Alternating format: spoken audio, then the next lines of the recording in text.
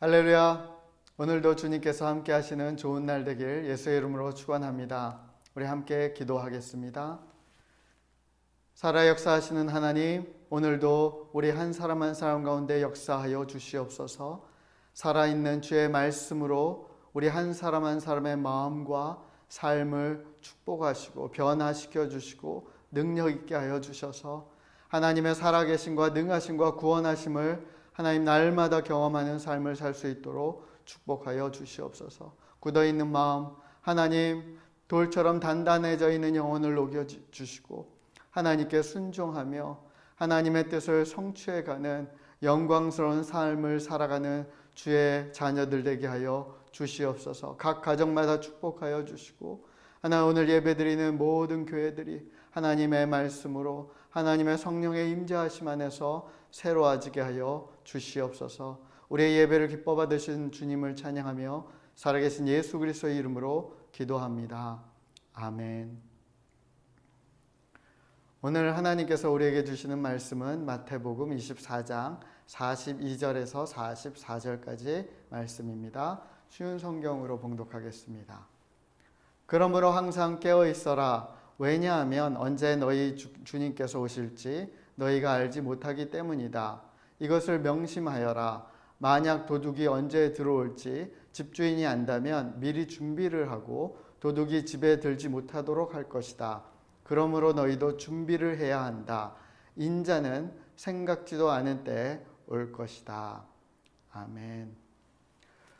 우리 지금 공관복음서 계속 보고 있는데요. 오늘은 특별히 항상 깨어 있어라 권면하시는 우리 주님의 말씀을 듣고자 합니다. 우리 잠깐 자료 화면 보시고 말씀 듣도록 하겠습니다. 야구 타격 이론 중에요. 점, 포인트 어떤 스팟이 아니라 면으로 넓은 면으로 치라라는 타격 이론이 있습니다. 그러니까 얇은 배트를 갑자기 늘려서 넓은 면을 만들어서 빨래판처럼 만들어서 뭐 치라, 뭐 이렇게 마법을 부려라, 뭐 이런 의미는 아니고요. 타자와 공을 던지는 투수 간에 이제 힘겨루기가 있고, 어떻게 투수는 스트라이크를 잡아서 아웃시키려고 하고 타자는 이제 쳐내야 되잖아요. 근데 투수가 공의 속도를 조절하고 코스를 조절하고 스핀을 줘서 변화를 주기 때문에 타자가 단지 그냥 공 올 때 요 시점, 요 지점에 공이 요 스팟쯤 오겠다 생각하고 요걸 치려고 하면 대부분 실패하는 거예요. 타율이 아주 낮아지는 거죠. 확률이 떨어지는 거예요. 그렇기 때문에 준비 동작부터 시작해서 그 투수가 던지는 공의 어떤 궤적을 마중 나가면서 그 면으로 치는 거예요. 그러면 성공 확률이 높고, 그러면 타율이 오르고 좋은 타자로서 성공적인 그런 시즌을 치를 수 있는 거죠. 그게 점이 아니라 면으로 치라. 뭐 이런 의미입니다. 이 타격 이론은 우리 인생에도 적용할 수 있는 훌륭한 메타포, 어떤 은유, 상징 그림이라고 할 수 있습니다. 우리가 인생을 살아가면서 어떤 사람들은 어떤 점, 어떤 포인트에 맞춰서 한 방을 노리려고 하고 그것에 자기의 인생을 기대하고 그 시점을 기다리며 살아가는 사람들이 있습니다. 물론 행운이 따라서 가끔 뭐 큰 거 한 방이 걸리는 어떤 쾌재를 부를 수도 있지만 그게 일종의 도박 같아서 확률도 떨어질 뿐 아니라 결국 그 한 방을 얻는다 할지라도 다시 또 다른 한 방을 노리다가 결국은 한 번에 훅 가버릴 수도 있는 거죠. 어떻게 보면 별로 바람직하지 않은 인생이라고 할 수 있습니다. 반면 어떤 사람들은 타격 이론으로 얘기하면 면을 활용해서 사는 사람들이 있습니다. 그러니까 자기 인생에 어떤 철저한 준비를 해서 기회와 가능성의 면을 계속 넓혀가는 거죠. 어떤 기회가 찾아올 때 그것이 찾아올 때 딱 닿는 지점에 많은 어떤 가능성의 포텐셜들을 터뜨릴 수 있도록 면을 넓히도록 미리 준비하는 것입니다. 그래서 어떤 시점 언제 오더라도 이미 준비되어 있는 거죠. 다 받아줄 수 있는 준비를 하고 있는 사람들, 그런 사람들이 어떻게 보면 타격 이론에서 보면 면으로 치라라는 그것과 통하는 사람들입니다. 점, 스팟, 점이냐 아니면 프레임이냐, 이는 말씀 속에서도 적용이 가능한데요. 오늘은 특별히 시간과 공간이라는 개념, 두 가지 개념을 통해서 오늘 말씀을 좀 조명하려고 합니다. 첫 번째는 시간인데요. 마태복음 25장에 우리가 너무나 잘 아는 열처녀 비유가 나옵니다. 신랑 되시는 주님을 기다리는 어떤 성도의 삶, 우리의 삶을 보여주는 비유입니다. 열처녀 중에 5처녀는 점으로 맞추려고 했던 사람이고, 나머지 5처녀는 면을 만들려고, 그 시각에 어떤 넓은 면을 만들려고 준비했던 사람이에요. 그러니까 점에 맞추려 했다는 5처녀는요, 그 신랑이 오는 바로 그 시각이 중요했어요. 하지만 그때를 예견할 수는 없잖아요.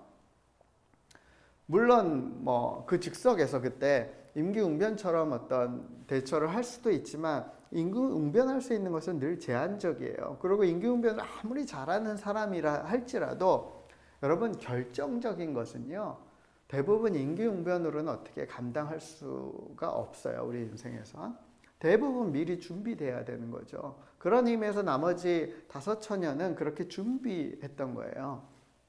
바로 그 시각은 같은 거예요. 주님과 만나는 그 시각, 주님이 오는 그 시각은 같지만 미리 준비하면서 그 면을 넓히는 거죠. 언제 어떤 방식으로 오든 주님을 받아들일 수 있도록 면을 준비하는 거예요. 그게 5처녀가 예수님이 오시는 것을 준비하면서 매 순간 매 순간을 마치 예수님 오는 시간처럼 살았던 거죠. 여러분, 우리 인생의 시계에서도 이렇게 면을 넓히는 것이 필요하죠. 그럴 때 우리가 주님을 맞아 드릴 수 있는 준비가 되는 거죠. 5처녀처럼. 예수님의 언어로 이것을 달리 이야기하면 오늘 본문은 항상 깨어 있어라로 표현하고 있습니다. 마태복음 25장 13절에 그래서 주님께서 이렇게 말씀하세요. 그러므로 항상 깨어 있어라. 그 까닭은 너희가 그 날과 그때를 알지 못하기 때문이다. 우리가 이런 이야기들을 자주 듣게 돼요. 필요할 때만 하면 되지.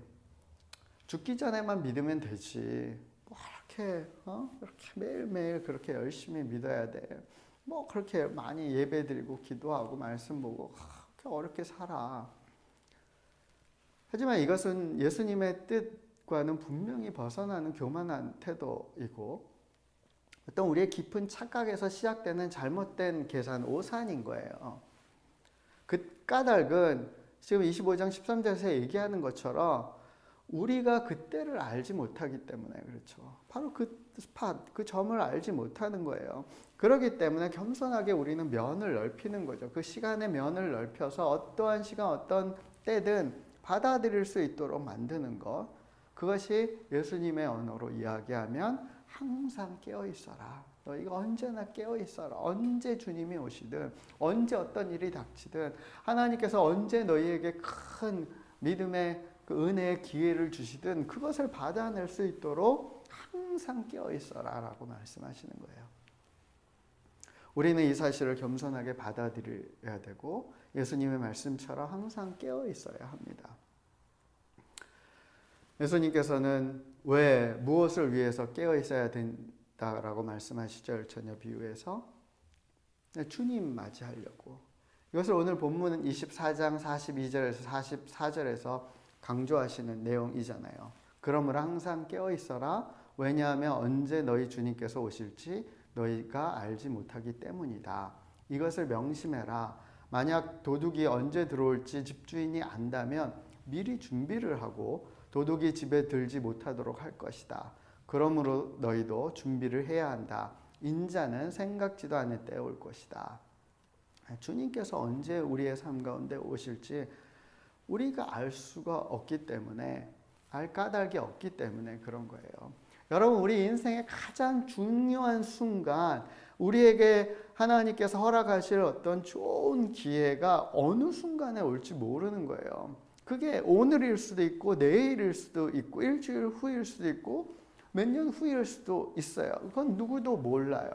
하지만 주님께서 그러기 때문에 우리에게 요구하시는 것은 그때를 놓고 기도해서 딱 맞춰라. 이게 아니라 항상 깨어 있으라는 거예요. 미리 준비하고 있으라는 거예요.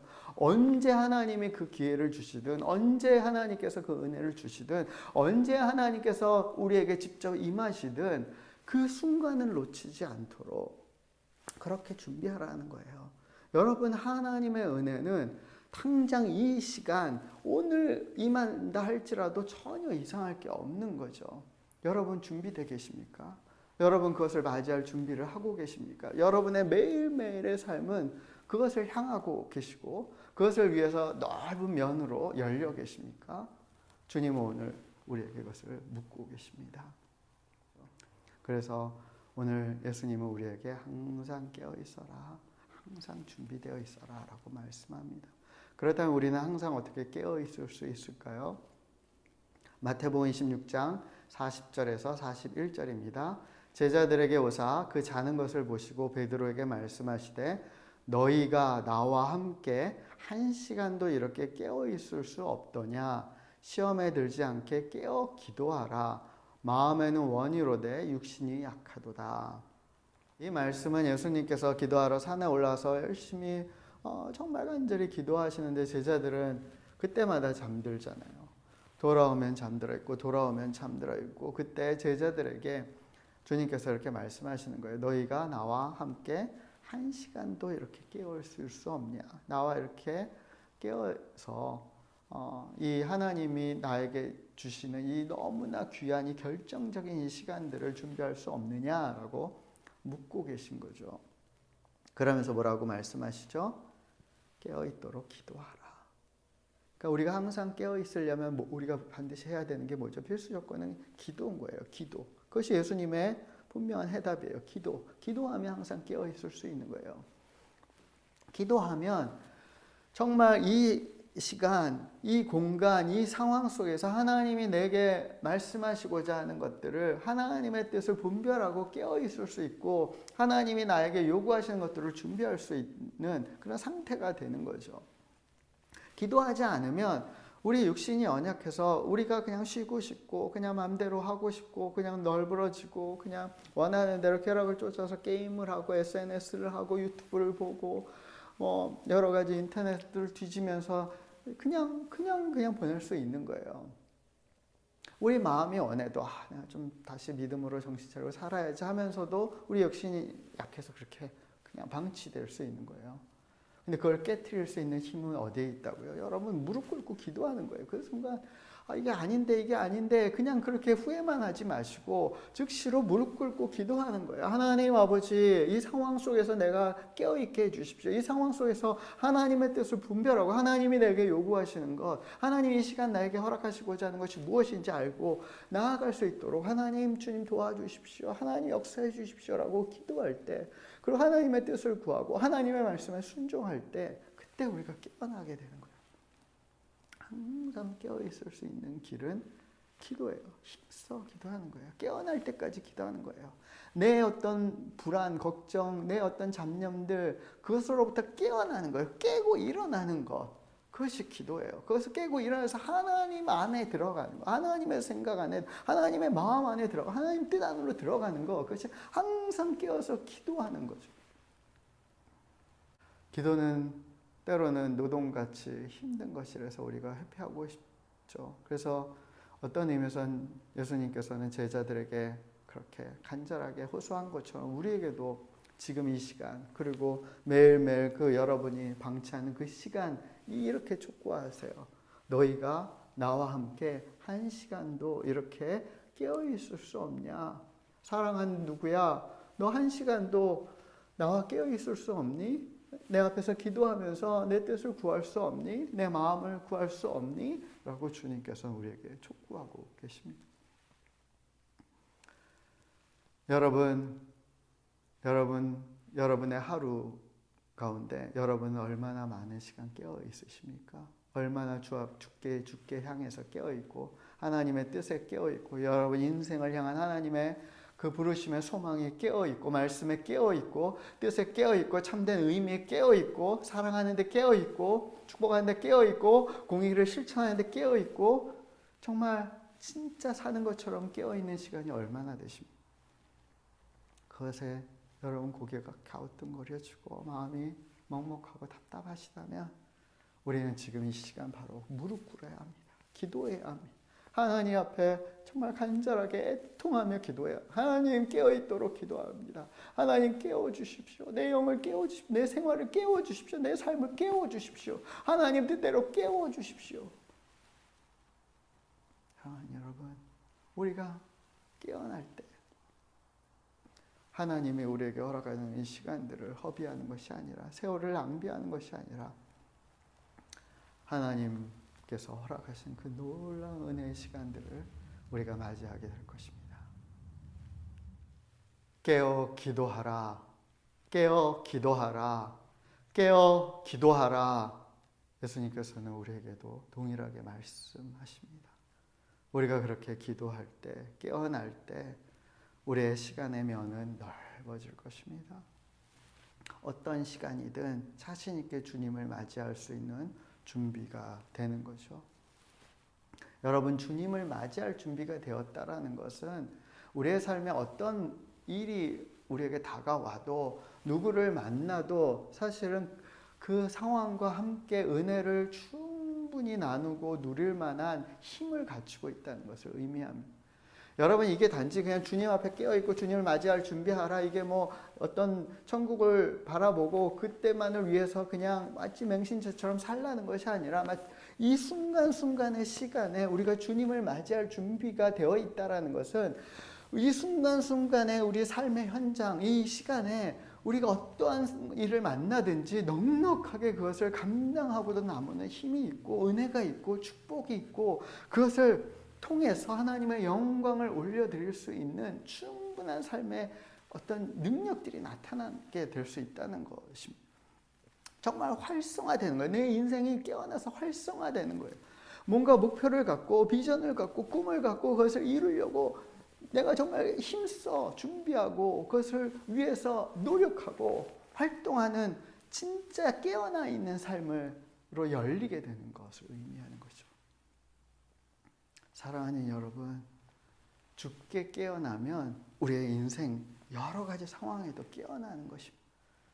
우리가 그것에 정말 일어나게 되는 것입니다. 그 안에서 삶의 새로운 경지를 만나게 되는 것입니다. 그것이 주님이 우리를 향해서 갖고 계신 은혜의 축복이고 계획입니다. 두 번째 영역은 공간적 개념으로 좀 이해해 보려고 합니다. 요한복음 6장 18절에서 21절입니다. 그때 강한 바람이 불어오고 호수 위에 파도는 점점 거세졌습니다. 제자들은 약 4-5km 정도의 거리를 누워져 갔습니다. 그때 예수님께서 물 위를 걸어 배를 향해 오시는 것이 보였습니다. 제자들은 두려웠습니다. 하지만 예수님께서 그들에게 말씀하셨습니다. 나다, 두려워하지 마라. 제자들은 기꺼이 예수님을 배 안으로 모셨습니다. 배는 곧 그들이 가려던 목적지에 도달했습니다. 이 점이 아니라, 포인트 어떤 스팟이 아니라 넓게 접할 면으로 만든다는 것은 우리 인생의 어떤 시간뿐 아니라 삶의 공간에서도 매우 중요한 개념입니다.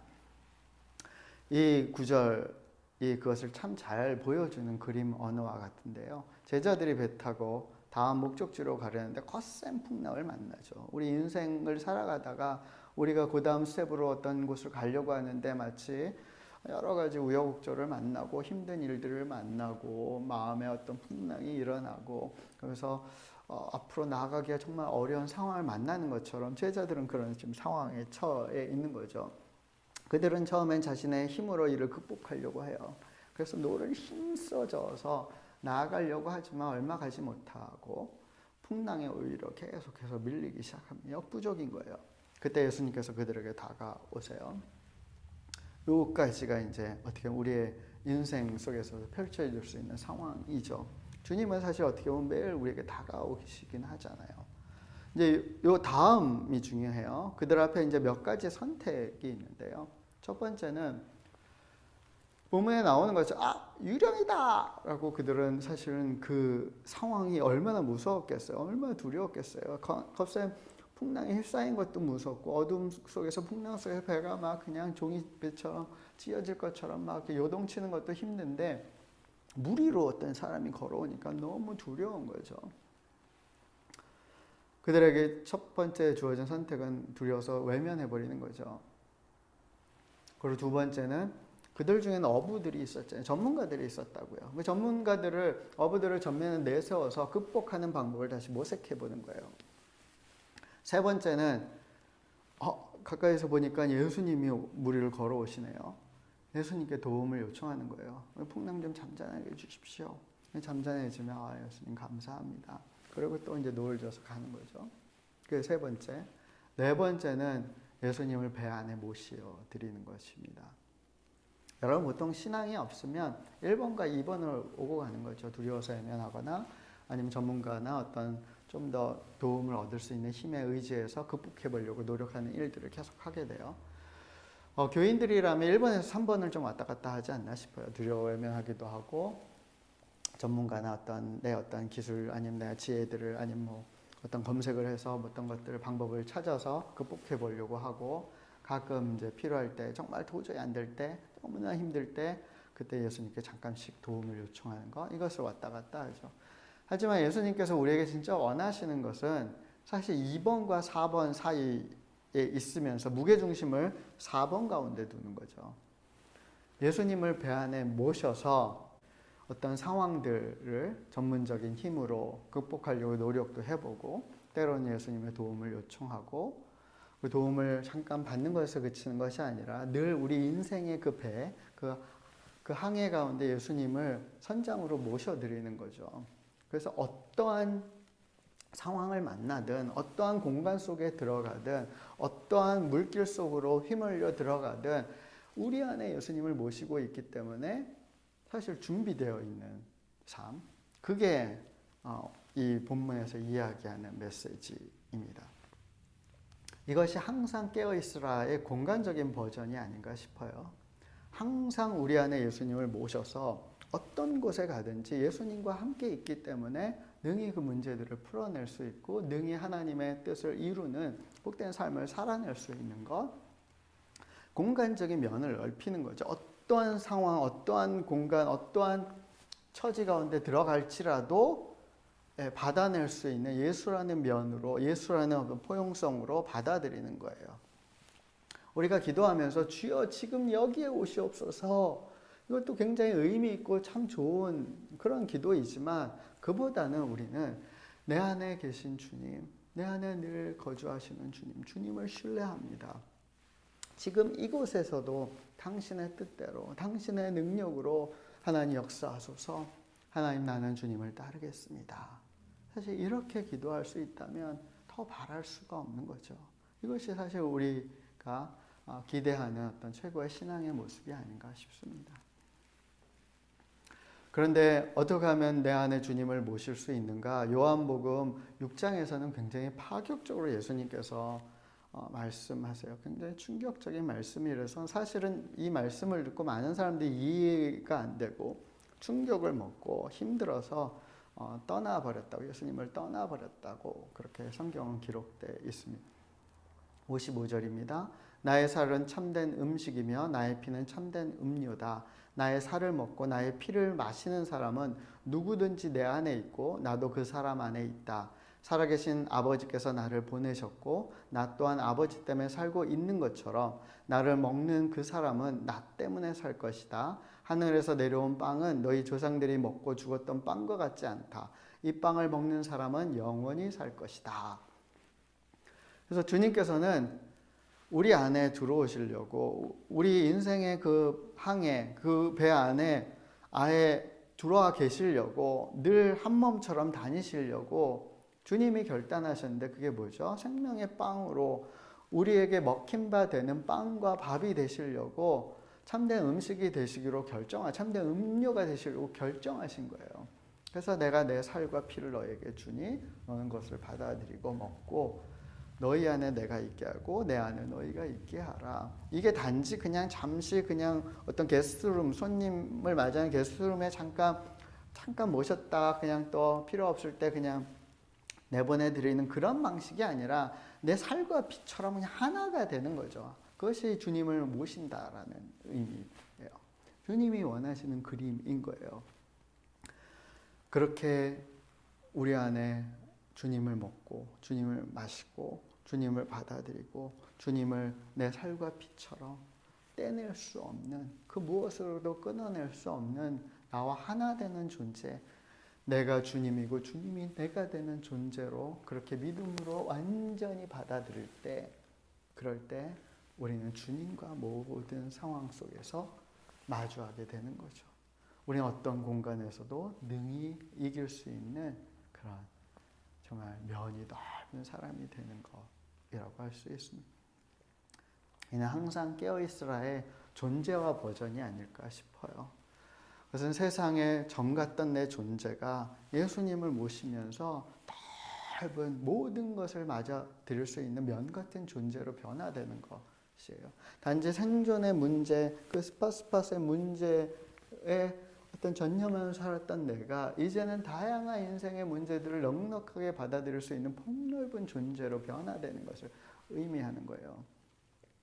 왜냐하면 내 안에 그런 예수님께서 함께 하시기 때문에, 그런 예수님이 내 안에 존재하고 계시기 때문에.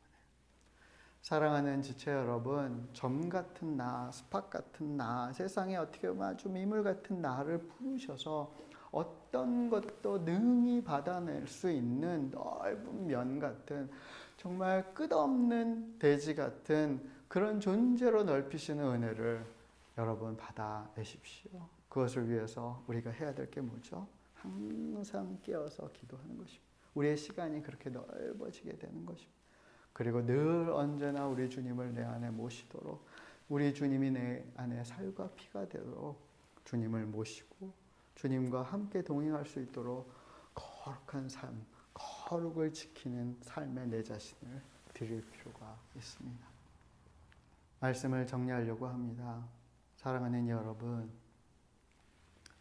그냥 점, 스팟, 어떤 포인트, 그것을 맞추려고 기다리는 그런, 그 한 방을 위해서 기다리는, 왜 나에겐 이런 것이 오지 않지라고 기다리는 그런 공허한 인생이 아니라 예수님의 가르침대로 미리 준비하고 예수 그리스도를 받아들이고 항상 깨어서 주님의 그 시간들, 주님의 기회들을 받아들일 수 있는 정말 면이 서는, 면이 넓은 그런 존재로, 예수의 사람들로, 하나님의 몸된 교회로 우리가 일어나게 되기를 소원합니다. 우리가 그렇게 변화되기 시작할 때 우리는 매 순간순간마다 어떠한 상황, 어떠한 공간에서도 우리는 동일하게 하나님의 그 선하심을 나타내고 하나님의 빛되심을 바라고 하나님의 능력으로 구원하는 그 놀라운 역사의 그 현장, 그 중심에서 주님과 함께 할렐루야를 외치며 살아가게 될 줄 믿습니다. 사랑하는 여러분, 점이 아니라 면으로 큰 거 한 방 날리시, 한 방이 아니라 여러 방 날리시며 저와 여러분이 되길 예수의 이름으로 축원합니다. 기도하겠습니다. 사랑의 하나님, 항상 깨어 기도하게 하여 주시옵소서. 언제나 주님을 모시고 모든 상황 가운데 주님과 함께 마주하는, 주님과 함께 맞이하는, 주님과 함께 넉넉하게 이기며 주님과 함께 구원하며 축복하며 사랑하며 하나님의 공의와 말씀을 성취하는 왕같은 제사장으로 살아가는 우리 될 수 있도록, 샘교회 될 수 있도록, 한국교회 될 수 있도록 우리를 거듭나게 하시고 새롭게 하시고 지금 이 순간부터 때마다 시마다 우리가 무릎 꿇는 일에 힘쓰게 하여 주시옵소서. 주님을 소망하고 주님의 나라를 고대하오니 주여 임하시옵소서. 찬양하며 예수 그리스도 이름으로 기도합니다. 아멘.